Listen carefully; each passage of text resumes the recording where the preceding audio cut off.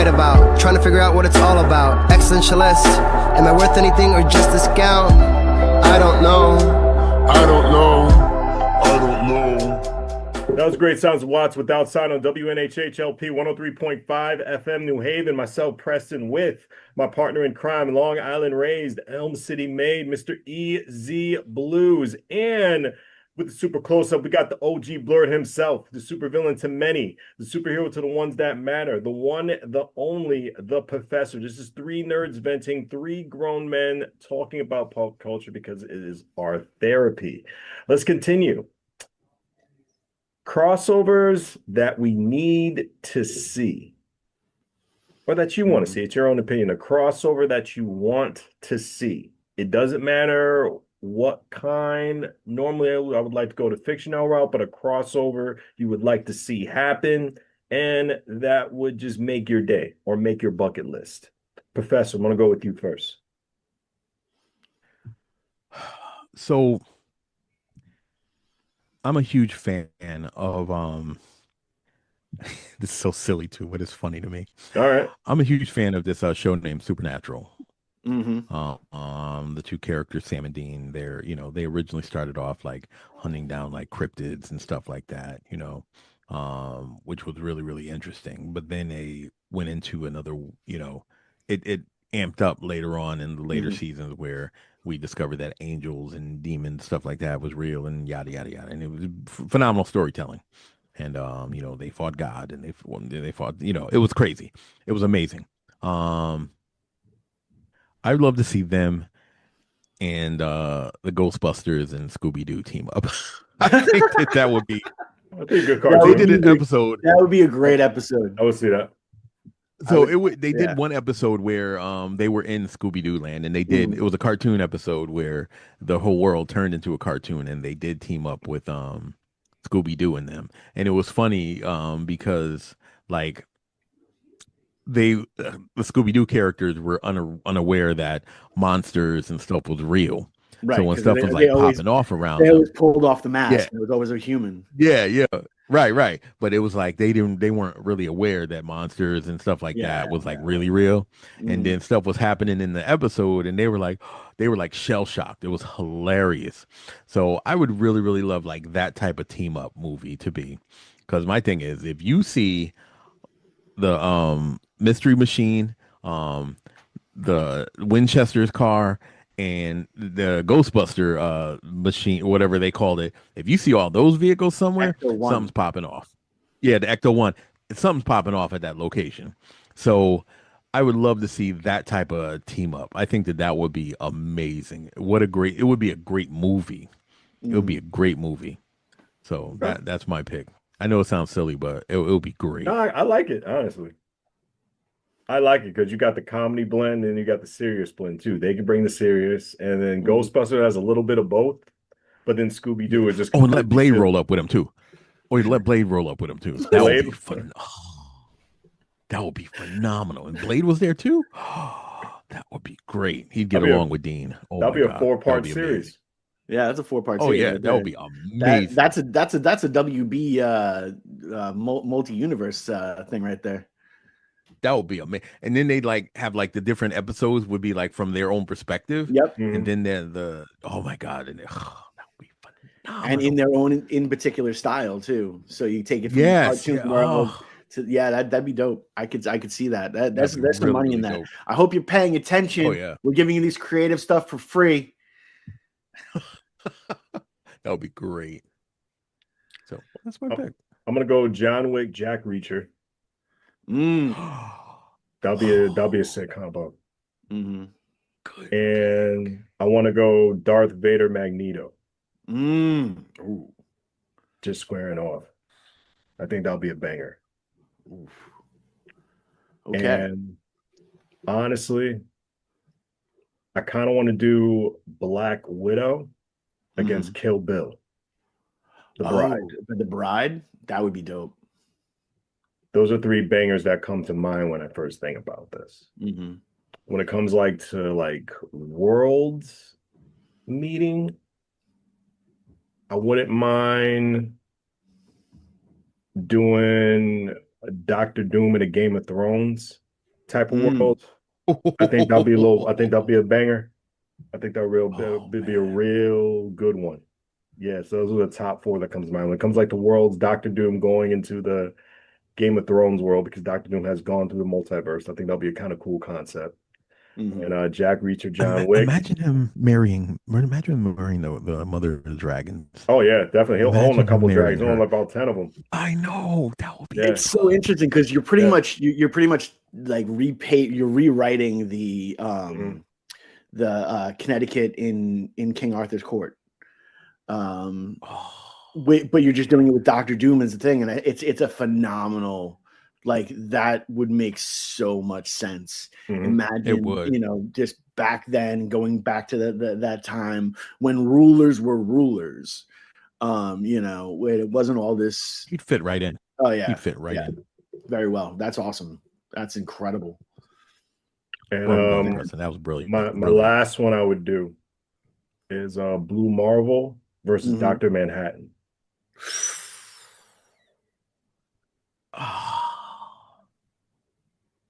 Those are my crossovers. So I'm gonna just pass the baton. I'm gonna pass the baton off. Nuclear waste right there. Just there's nothing left. There's just a whole bunch of blue. There's a lot of story though. Yeah, I know. It's a lot of depth too. Like my fear is because of Dr. Manhattan's like God tier power. Like, and I know, look, and you know how I feel about Blue Marvel. And Blue Marvel's smart. Like, yeah. And I think, oh man, that would be a rough one. Holy moly. Wow. That's a good one. Yeah. Yeah. Easy Blues. Wow. Well, see, I was actually going to make this reference initially, but then it's going to be made into a comic, so I'm super happy right now. Okay. But it was actually the Marvel characters, but with Jay and Silent Bob in the universe. It's actually called the Jay of Future Past. And I can't wait. I can't wait. It's gonna make me so happy. It's just gonna be ridiculous. But that type of stuff is always completely up my alley. I love that type of stuff. But going back to the Scooby-Doo aspect, I really do think, I miss seeing superstars on Scooby-Doo. Like, I would love for there to be, it could be anybody, like Lil Wayne. Imagine Lil Wayne on an episode of Scooby-Doo. It would be dope. He'd be passed out in the corner. I don't think it would be dope. It would be dope. I don't think it would be dope at all. I think it'd be terrible. He'd be lean. It would be awful. I think it'll be completely awful. Everything is freestyled. Easy, we can get back to you. We can get back to this topic, Easy, because I think you're going too far with this one. I'm just being honest with you. It'd be a waste of film to even put them with them. It'll be a waste of time. Not at all. He's a phenomenal lyricist. Young money. I would accept Snoop Dogg. I would accept that. I'm sorry, I don't speak of Snoop Dogg would be hilarious. I would accept Snoop Dogg. I don't rock with him either, but I don't speak of Steven. But I would not. Yeah, I don't rock with him either. Yeah, I don't speak of Steven. But Lil Wayne, nah. Lil Wayne will probably speak Scooby, but that's pretty much it. That's it'd be funny. He'd understand everything he was saying. That'd be exactly. The crossover that I have seen lately, and it is by far the one that really instills the beauty of my soul, is watching Flavor Flav in the Winter Olympics. It's just the coolest thing I've ever seen. If you guys have seen any of this footage of this man luging and all of this stuff, it's incredible. It is by far the best thing that you just need it in your life. He's the best thing that's happened to the Olympics, in my opinion. Agreed. For real, because he's been amazing, and his support for like the different teams, stuff like that, and the philanthropy and like the all supporting financially of different teams and stuff like that. That man deserves a gold medal. Seriously, I agree. Like, seriously, gold medal to Flavor Flav. Have we? How many medals have we won? I've been keeping up. I don't care. You don't care? I don't. Yeah, all the only medals I care about is we took gold in men's and women's hockey. That's all I care about. Yeah, that was dope. I did see that. I care a little bit. I'll check it out. Yeah, I just. Yeah. No, I love the honesty, but let's continue on with this honesty. What fan theories do you know that are better than the actual ending? Easy, I'm gonna go with you first. Oh, that's easy. Just everything that was ever written about Star Wars before they started doing Disney got involved. It was just better. All of those fan theories, all of that fan fiction was so much better. The fact that they had Han and Leia had the twins that really unified the Force, it was better.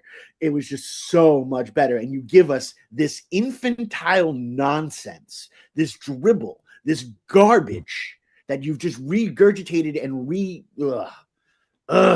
makes me so mad. As the professor says, pay the writers. That's it. That's it. That's all. Yep.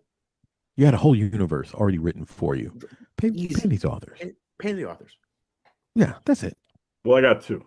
One is Star Wars. It was Rise of Skywalker. Rey turns dark. Kylo redeems her instead. Right. That's a fan theory I kind of like. Okay. It would have subverted expectations, explored the balance more in a nuanced kind of way, I believe, and avoided the Palpatine return. Right. Because I wasn't really a big fan of that. Another one I got Spider-Man 3. Harry Osborn was meant to be the true villain of Spider-Man 3 instead of Venom. Okay. I feel if they would have went that direction, the movie would have been better. If you just would have cut out Venom completely. Sandman, I kind of understand because of Flint Marko, with the ties, I think he killed Uncle Ben, I believe. And it would have been a less overcrowded story, and it would have been the payoff, in my opinion, would have been more emotional. It'd been also a stronger character arc as well. So those are my two picks. And less emo dancing. Less emo dancing. The emo dancing wasn't needed at all. Yeah, I agree. Something that was interesting about that movie. Yeah. It was like a rush. It was a rush. It was a rush. And that's why Sam Raimi wanted to go away. It's frustrating because Sandman by himself was more than enough for that movie.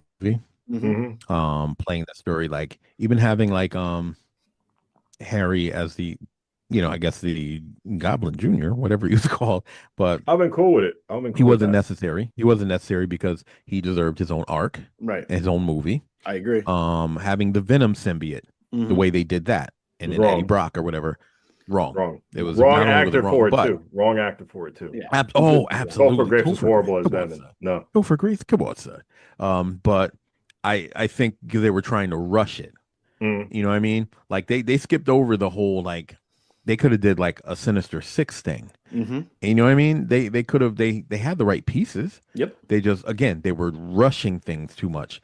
And when you rush, because you're worried that other studios are gonna do something that that is gonna be more amazing or what, then you mess up. So but at that time, I felt they couldn't have rushed it. I think they just wanted to put that typical villain out there because the studio loved that villain. One theory I really loved about that whole universe with Sam Raimi was Bruce Campbell as Mysterio. I thought that would have been phenomenal. That would have been cool. Trigger on it. Oh, that would have been great. But Bruce Campbell as anything. I mean, Bruce Campbell as it would have been Joker-like. It would have been Joker-like. Exactly. I would have loved it. Yeah. It would have been perfect. Are you kidding me? Part of me still believes that Bruce, he's going to be revealed as the actual Doctor Doom. Let's be real. Like, part of me wants that. If they didn't waste Mads Mikkelsen as Caecilius in that Doctor Strange movie, he was my choice, casting. This is official. He was going to be the next runner-up. If Downey would have said no, they would have gave it to Mads. That would have been amazing. Oh my god! Would Downey have to say yes? It's money. Disney got the money, but if Downey Jr. would have said no, it would have been Mads. That was because he had, I think, like a contract and like a script and everything like ready to go because he read the script. I still believe after Secret Wars, there's still hope. I still believe there's hope because I think it's just a two-picture deal because like Downey's pushing 60, he's not. He's not going to be able Mads to. could do it.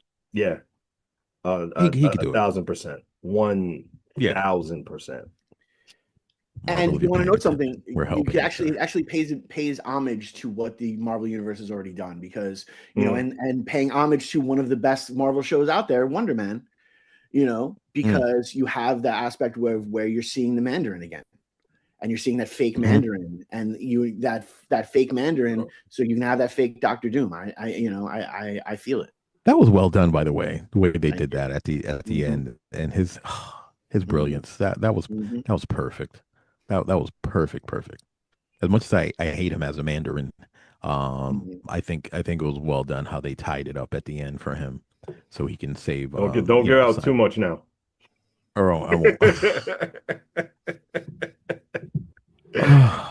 But do give me a lot of information on this. Overrated, underrated, waste of time. Well, I didn't do my pick. I'm sorry. My apologies, brother. My apologies. Continue.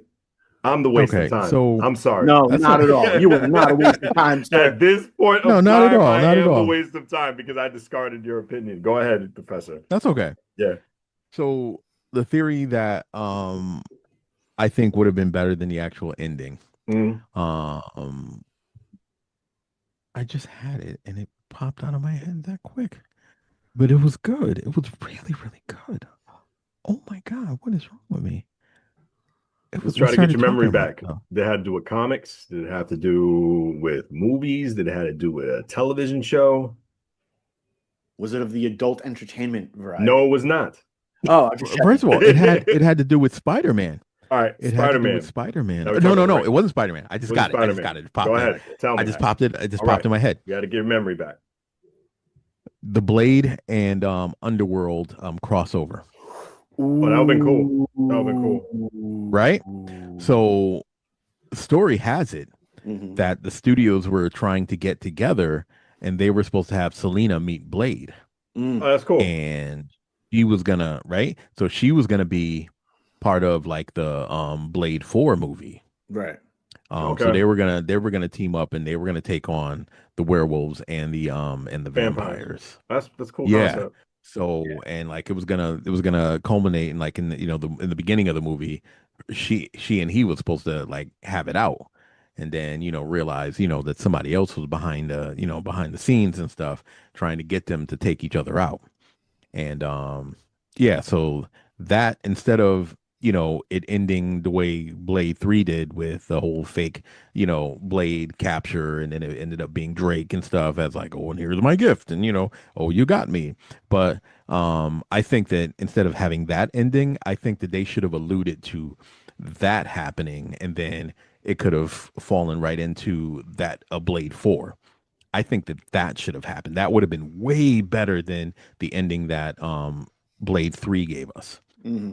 Okay. And again, no slight to Ryan Reynolds and Whistler's daughter and all that, and having the Night Stalkers and stuff down with them and stuff like that. I thought that was a cool thing, but I think that would have been a way better ending to the movie, right. Alluding to that and like having her make like a brief cameo at the very end, or like having him like, let's say he pulled up a picture of her or whatever. And like him saying something like, this is my next target, whatever. You know what I mean? Right, I think that would have been a better thing than, what they gave us at the end of that movie. Understood. That would have showed us our next direction for Blade. That would have been That would have been phenomenal. Especially considering that they would have started off fighting each other. Yeah. Only through their battle would they find alliance. Oh, so good. Oh my goodness. That would have been dope. That would have been really, really dope. All right, not bad. No, that was my pick. Not bad. Now I want to know your hot take. Okay. Since you put that out there, I've been thinking about your hot take. Yeah. I've been thinking about this a lot. And I think the last time we were together, we were talking about how people were giving the black cosplayers problems about cosplaying characters that weren't black or whatever, right? Yeah. So I've been thinking about this a lot, and recently a lot of Asian people have been coming out that are fans of obviously the genre and stuff, because a lot of it comes from Korea, China and Japan or whatever, and they've been coming out speaking out about the hypocrisy of the white cosplayers. Right. The ones that have spoken out negatively, and the fans of the cosplayers. And one of them made this really, really incredible point. She was like, let me get this straight. You're complaining about black cosplayers when you're cosplaying Asian characters and thinking that you're right and you are gatekeeping. You have no right to gatekeep. You have no right to gatekeep. We feel honored that our characters are being represented by whomever, but you have the audacity to try to gatekeep something like this. Right. And it's true. It's like, how dare you? How dare you? It's like another one of those, unfortunate thing where, like, white people thought they were right about something, and because they think that they should be allowed to, say this and do that. You're wrong. You're wrong. There is no gatekeeping. There is respect for a character and loving that character so much that you want to represent it at Comic-Con or whatever it is that you want to do. And again, I'm a huge fan of it. I've been like into anime when it was called Japanimation back in the 70s. All right. Word. So I've been around it for a long, long, long time. And I'll cosplay whoever I wanted to if I wanted to do that. Right. So nobody has a right to gatekeep anything like that, especially, people that, like, how dare you talk about Black creators that are right? Don't we have enough to deal with? And then you're going to try to gatekeep everything because you're jealous and we're doing it better than you sometimes? Come on, knock it off. So that is the one thing that I really, really thought that I felt strongly enough that I think that I wanted to, kind of talk about, and as a hot take, because I've been seeing like a lot of phenomenal, like BlurredCon. Have you seen any of the pictures of BlurredCon? Oh, and beautiful. Some of the amazing cosplay I've seen. It's so, yeah. So that wonderful young lady that we had on, we had on and we interviewed Jasmine, stuff like Empress that. Jasmine. Yeah. Some of her cosplay has been next level. Shout out to her. Some of her cosplay has been next level. I've been following her on Instagram and stuff, like next level. Yep. So she gets it. So I'm a huge fan of seeing Blurs doing their thing. Whether it's in the comic industry talking about comics in anime, cosplaying, and just being in support, gaming. I've just been a huge fan of that. Movies, whatever it is. The Black Sands comic book, like, you know what I mean? I'm in that anime. I'm a huge fan of it because in spite of all the naysayers and stuff like that, it's still high quality, never stopped it. Never stopped. Never stopped. Again, I'm a Blurred from the 70s. I've seen it all. Right. Never stop it. Just keep it always keep it going. That's the advice I can give to, Black influencers and stuff that are into the stuff that I'm into. Please never stop. Forget about what other people say. Never, ever stop. And don't let Halle Berry be Storm. I'm just saying. All right. Yeah. That's Or it. WNHHLP 103.5 FM New Haven. My God, overrated, underrated waste of time. Concerts you have been to. Shaking my head. Thank God Halle Berry does not sing. Word. Easy. Word. I want to start off with you because I think this perfectly suits you. Oh yeah, this is my world. I've been to so many different concerts. It's absolutely ridiculous. And I can actually say, segmented wise, there's only one concert that I can say was a complete and total waste of time, but it was only for this one act. And I actually I was at Roseland. This was in 96. So we're going on, 30 years ago. Going and seeing Foo Fighters play at Roseland, and Foo Fighters put on a great show. Everclear opened, put on a great show. And then this band called Boys Against Girls showed up, and I was bored out of my mind. I sat down on the ground and started acting like I was on the beach digging. It was boring. It was absolutely ridiculous. Also, monotone? Was it monotone? No, it was just boring. Like, it's just absolutely boring. The other thing, and I have a high standard. I've been to the Tibetan Freedom concert, and I got to see all like Beastie Boys and all that kind of stuff. And I can honestly say I saw U2, but U2 didn't have all the pops and whistles. They just had their, we're just gonna play, and we're gonna be in jeans, and we're just gonna play. and they sucked. It was some of the worst. It was the worst half hour of my life. Yeah, U2. I'm calling out U2. As Henry Rollins said, Bono, I should have killed you when I had the chance.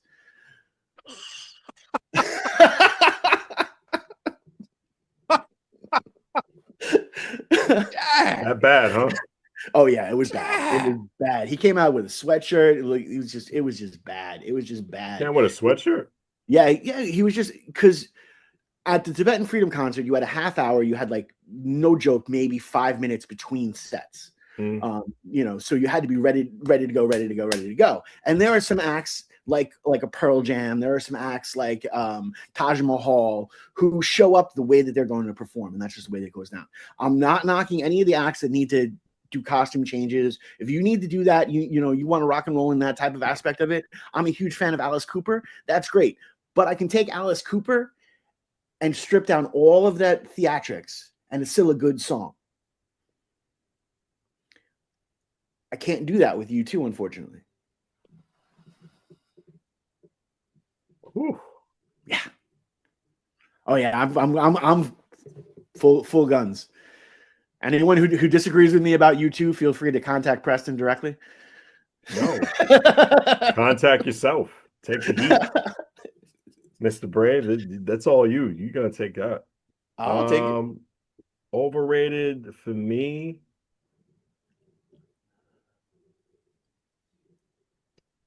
I really don't have it overrated. I love going to concerts. Oh yeah. Concerts are good. I even appreciate the bad concerts I go to. But I think I'll start with my waste of time, because I gotta think about my overrated. My waste of time was Vanessa Williams. I was a really little kid. And my parents, they liked the song. Good for them. I did not. I had a terrible time. But I was well behaved, and I think it was at the New Haven Green. I was like real little, and she performed, and I guess apparently everybody loved it, but I thought it was the most boringest thing in the whole entire world. So Vanessa Williams is my waste of time when it comes to concerts. Underrated. Hold on, I just want to be. The Green is such a great place to see shows. I mean, I remember taking the boys to see the Temptations, and Milo trying to actually get on stage. He like walked right up on stage. They're like, "You don't belong here." He goes, "No, my dad does this. It's fine." So it was incredible. But yeah, the New Haven Green is by far some of the best places to see concerts. Oh, yeah. Unless you're gonna go see Salt and Pepper, and then you see some nasty things that go on the Green, and I don't want to see that in my life. Underrated pick for me. It's a band from London. Easy may know it. I don't know if Professor may know this band. It's a band called Block Party. They performed at the College Street Music Hall. It's a black London singer, and he does his whole rock band. It's like alternative. That was a very underrated show I went to. Another underrated show I went to. So Professor, you can get a little knowledge of it. I saw Keith Murray at Toad's Place. That was that was really cool. Nice. He had a good 40 minutes to himself. So it was Keith Murray, and then Redman came out after Keith Murray. So that was a nice underrated concert I went to at Toad's. That's dope. I think that was like way back, I think 2014, 15, which was really cool. But seeing Keith Murray do it just solo, phenomenal. Overrated. It was a great concert I went to, but I think a lot of people go there for the ganja exposure more than actually listening to the music. I'm gonna say George Clinton. I had a great time at George Clinton, but I think the people, not all, even though it didn't make sense how I said it, but no, I think some people go there just to get their fix and then do it. But like the band he had at the age he's at right now, I think he's in his 70s, close to 80s, still singing, still performing with his family, is just remarkable. And just it's an incredible. It was an incredible show. It was one of the best shows I went to at Toad's Place. Was George Clinton. I'm just saying overrated just for the audience. Yeah, no, I got that. I got that. Like, because I saw Cypress Hill play. And again, a lot of people there were a lot of people there just because they don't like to burn. Don't get me wrong, and Absolutely, I shout out to them. But also, there was a lot of people there that, how do I put this? They listened to Cypress Hill because they want the ability to say the word, and that was really annoying to me. And I really wanted to fight people. I gotcha. You know what I'm saying? Right. But seeing Be Real and all those guys at it was amazing, absolutely amazing. And the fact that they got us all to crouch down, and they actually did jump around, which isn't even their song, which was dope. That's dope. Yeah, they did. They did jump around. I was very, very excited about that. It was fantastic. They had all of us bend down. They're like, "We're 50. If we can bend, you can bend." And I'm like, "I kind of can bend. It's okay."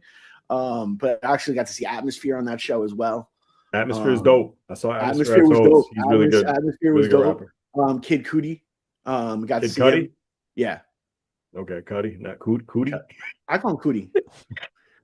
King Cudi. King Cudi sounds suspect, but I'll go with Cudi. That's the point. That's why I like calling King Cudi. I think it was an accident. I forgive you though. No, I pronounced his name wrong. But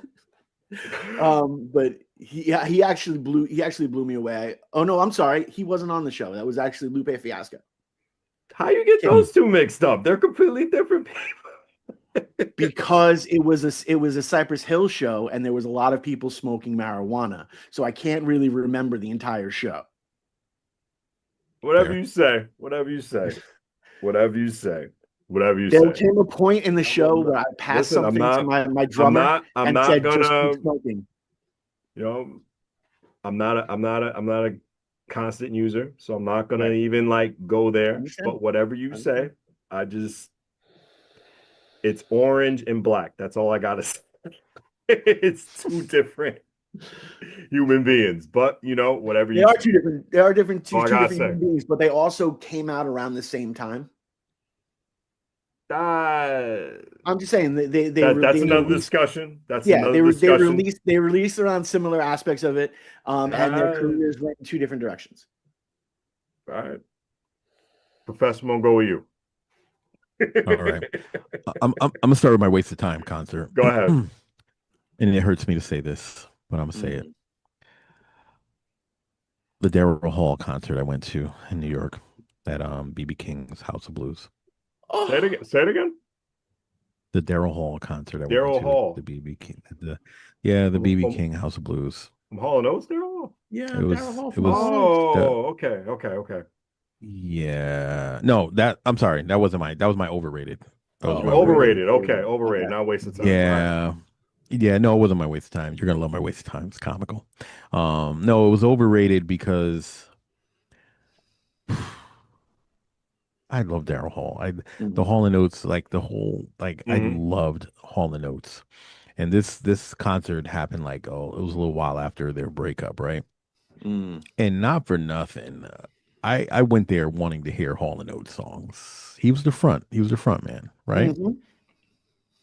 And I think he sang maybe one or two. I didn't want to hear the rest of that stuff. I didn't want to hear that from your own personal, like your solo album. I didn't want to hear none of that garbage. None of it.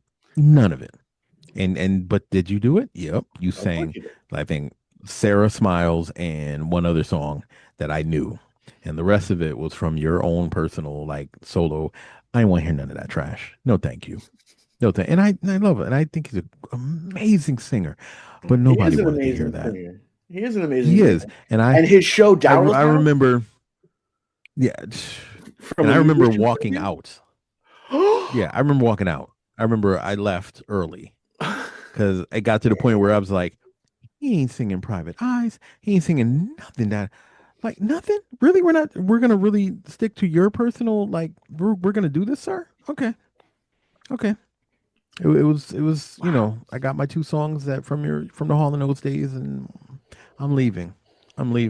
He's literally played more Hall & Oates too. songs on Jimmy Fallon than he's played at his own concert. They're like, what is that, sir? Like, come on, yo. Like, I was so disappointed. Like, and it was funny. I think he sang Sarah Smiles first, right? And then he sang whatever the song was, the next one I said he sang. And then after that, and then he's like, And I don't know if y'all remember this one from my album and then blah, blah, blah. And then he started saying, I'm like, what in the flip is this? And then he went to the next one. And at that point, I'm like, wait, he's really not gonna sing any more Hall and Oates songs. Right. He's gonna, I don't know, not one. And even if I did listen to his albums, I wouldn't be listening to this. No. So I remember leaving. I remember Right. leaving Okay. and just be Okay. like, you know what? I'm glad I didn't pay for this concert. It was like a gift. Word. It That's was a that. There you gift from go. someone, and That works. yeah. So I was like, if I had to pay, I would have punched him in his face in my head. I would, I would have, yeah, that would have Also, been it. So shout that out was to BB my, King's Blues Club. Let it rest in peace. yeah, yeah, That was a great venue. Got to see yeah. some great It shows. was a Saw great, Peter great, great Green venue. and Splinter Group there. Saw Hmm. saw homie Doom MF there. Yeah. Oh, Nice. you did see him there. That's amazing. Oh yeah, I did. One of the best I concerts I've ever seen saw was the him there, Public and Enemy concert. he showed up about 5 minutes late. Was it a Doombot though? I have no idea, but I Please tell did me it was see a him. Doombot. I was outside taking care of Head, Yep. and he walked out of the cab. It was a Doombot. I guarantee you it was a Doombot. It was I'm a sure. Doombot. I'm sure it was. I It was bet you it was still a a Doom. hell of a Oh, show, that's so bro. dope. It's still a hell of I a show. know it was dope. I know it was dope. Oh my god. Yeah. Yeah. Anyway, so that was my overrated. My waste of time. No, Okay. I'm gonna do my Your underrated. underrated one. Okay. Underrated. 1995. Excuse me, 1985. Fresh Fest 2. 1985. Okay. Fresh 1985 Fresh Fest 2 Ooh. at the New Haven Coliseum, right? Mhm. Let me just tell you the lineup for this bad boy. It was Run DMC, Mhm. Houdini, the Fat Boys, Grandmaster Flash and the Furious Five, LL Cool J, the Beastie Boys, Mhm. and Heavy D and the Boys. Yep. And they threw in the Dynamic Breakers to break it up a little bit in there. Oh. Oh my goodness. Oh my goodness. This was the illest hip hop concert Mhm. that I'd ever to this day. Right. To this Wow. day. That lineup was phenomenal. Mhm. The only other concert that I can say, the only two concerts that I can say that was close to it was when I saw KRS-One at Toad's Place and when I saw Public Enemy at the House of Blues. Mm. But this concert, this how I knew that I was gonna live hip hop my entire life. This concert, this is how I knew. Like I was 15. I remember that. Oh my god. Oh no, dude, that's was one of the craziest lineups. And what's really crazy is like that was the tapes I used to rock all the time. Like being in elementary school, that was the stuff that I was listening to and all that kind of stuff. And it's also one of my best concert moments ever was Metallica, Soundgarden. This was Lollapalooza '96. Metallica, Soundgarden, the Ramones, Rancid. They had Screaming Trees and Wu-Tang. That's amazing. And That's Wu-Tang. amazing. And Wu-Tang came out, and Wu-Tang Clan ain't nothing to fucks with. Wow. That's a great concert. I said the right words. That is a great concert. That is a great concert. I said the right words. He's thinking I needed to be edited, but I said the right words. Great concert. Yeah. Now, my waste of time. Yes. I can't wait. It's so funny. It's so funny. So I won tickets to see Roxanne Shante. I can't remember the venue. But it was in the Hill. The venue was in the Hill. And what made it a waste of time was she started performing, right? And members of UTFO showed up and started throwing bricks at her on stage. Wow. Oh, Totally ruining the concert. Of course. They had this concert and shut it down. The police came, everything. Wow. Like at first I thought it was like a joke rivalry. No, Right. Members of UTFO was really pissed. And they showed up and ruined her concert. So my little self, let me just go home. Yeah. I was so mad. But yeah, I was so proud of myself winning the tickets on concert, 88.7. I won it on there and I was going to this Roxanne Shante concert to see her rock the house, stuff like that. And members of UTFO showed up and ruined it. That's crazy. That was one of the greatest moments. That's crazy. That was one of the greatest moments. But it was a waste of time concert because I got like maybe one song. She got into, she was singing actually Roxanne's Revenge. Right. And then right towards the end of it, bricks and stuff being thrown on stage. And it was literally members from UTFO. Wow. That was doing it. That is petty beauty right there. That is petty beauty. It was amazing. That is like I was 50 so Cent buying the first 4 rows of a Ja Rule concert. Yes, you know of Ja Rule's like, concert. It was that level of petty. Chef's But kiss. yeah, that ruined that concert for UTFO. Got recipes for some of the members that are gone, but y'all petty. Y'all super petty. It was great. Like I think it's great now, but back then I was like, I was pissed that I took the bus. I took the bus way over there because it was across town, and I was like nervous, and I shouldn't even been at I was too young to even be there, but I was ruined it for me. But yeah, so that was a waste of time concert because I only got one song and I had to be out. It was awful. Right. But what a great event. What a great event. Great experience. Horrible concert. Yeah. Yes. That was my waste of time. Nice. WNHHLP 103.5 FM New Haven. Damn, Professor. Just dropping bricks. Dropping bricks in this building. Reboots versus original content. What's missing? Reboots versus original content. What is missing? I say, just through my perspective, I'm going to say story. A lot of times they take chunks out the story from the original and try to do their own thing. Right.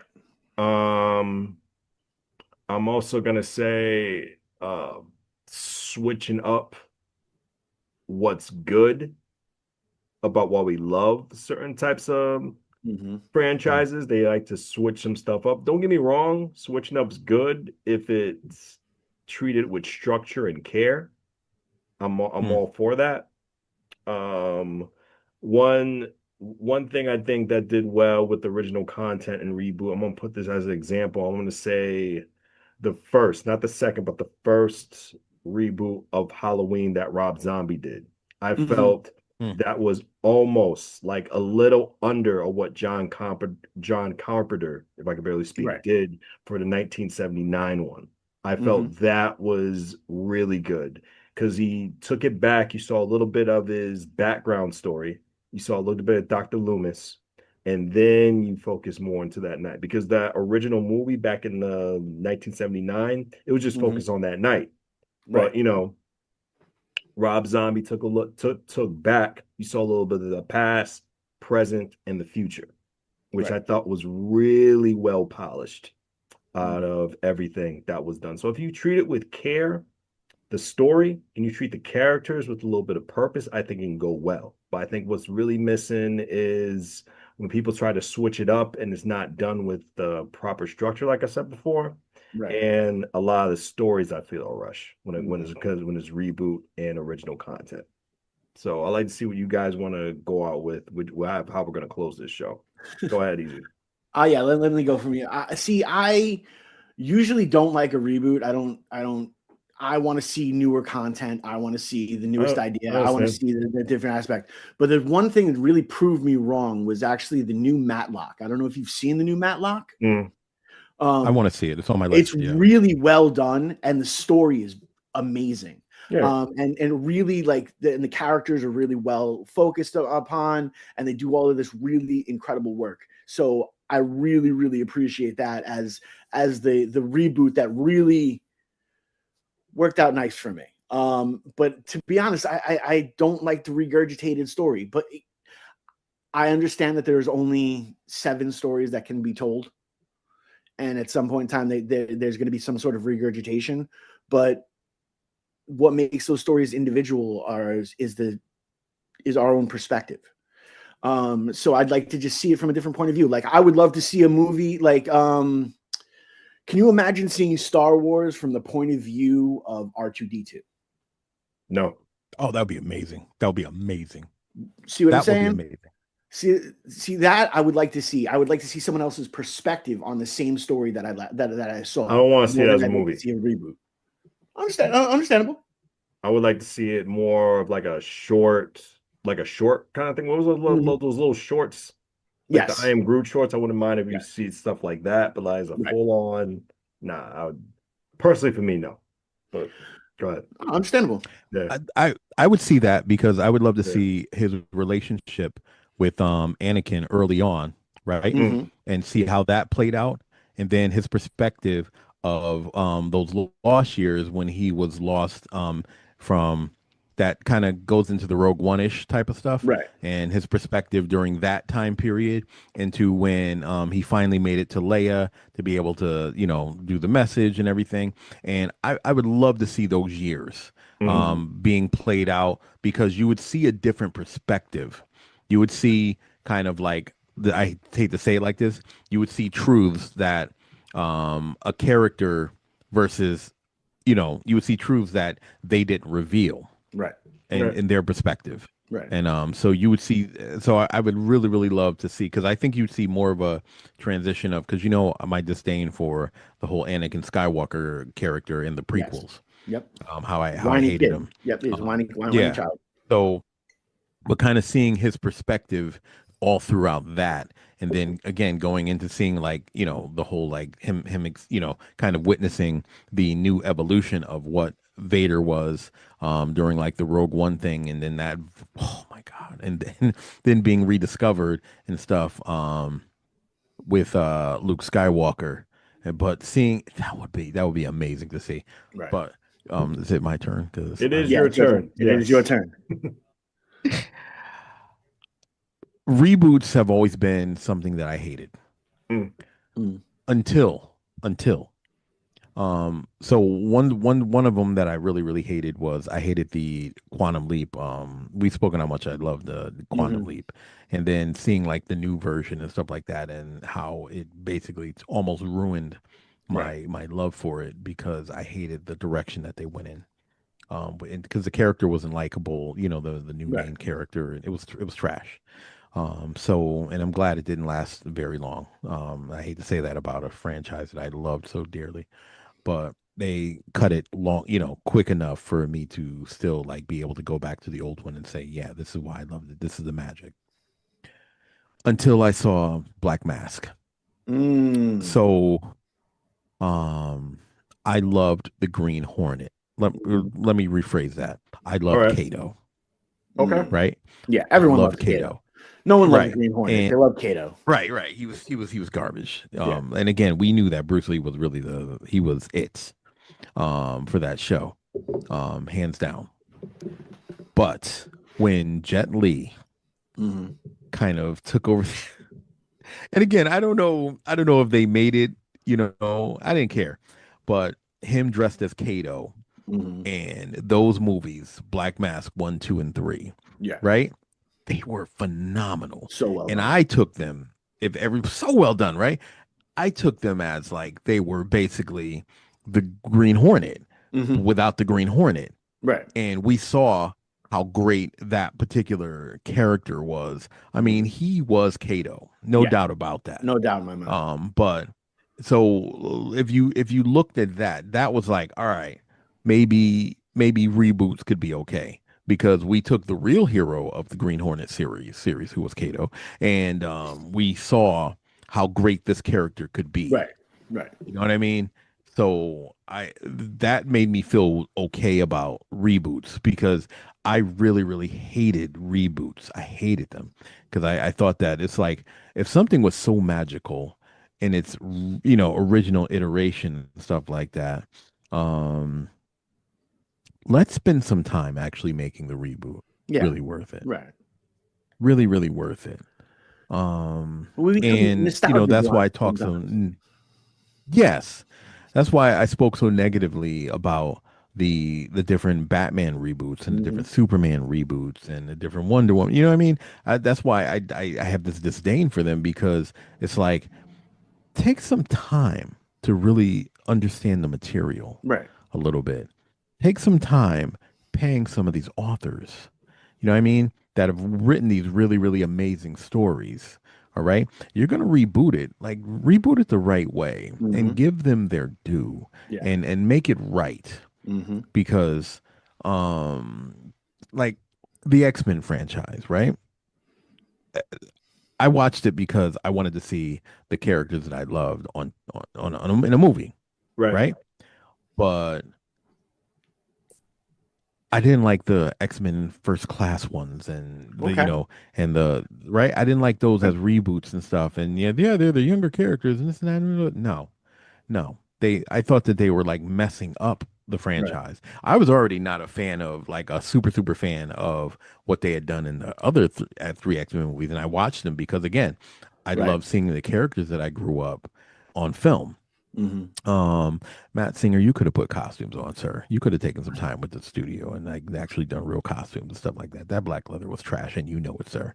Anyway, and then they tried to do it with the First Class characters and giving them like kind of right, and where I appreciated it, you were really just rebooting and trying to like undo something that, and you didn't do such a good job at it. You really didn't do such a good job at it.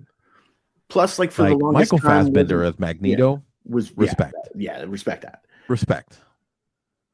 The young dude as the Beast and the young dude as Nicholas Hoult as Xavier. No. James McAvoy. Yeah, Jing Mac. No. I didn't like him. I still don't like him. Your Mystique was phenomenal. She was great. Jennifer Lawrence. She was great. Yeah, Jennifer Lawrence. I mean, she was great as Mystique. Phenomenal. She almost made me erase some of the whole photography stuff. Rebecca Romaine. Oh yeah. Yes. Yeah. But the Romaine character as Mystique and stuff like that, she was laughable. Like, she was laughable. Jennifer Lawrence was a threat as Mystique. She was a legitimate threat as Mystique. Like, she's like, oh, that's why we're supposed to be scared of her. You know what I mean? Because again, in the comic book, she was a problem. She was a legit problem, but you didn't see her as a threat when Rebecca one problem Romaine that we do have, I gotta cut the cord. Boo! Yes. But that's it. Okay, set it up for the next Those are my episode that we thoughts. got for Three Nerds Bending. We appreciate you guys. Myself, Preston, and my partner in crime, Long Island Raised, Elm City Made, Mr. E.Z. Blues, and it wouldn't be Three Nerds Venting without him, the OG Blurred himself, the supervillain to many, the superhero to the ones that matter, the Professor. We thank you, we appreciate you, and thank you so much.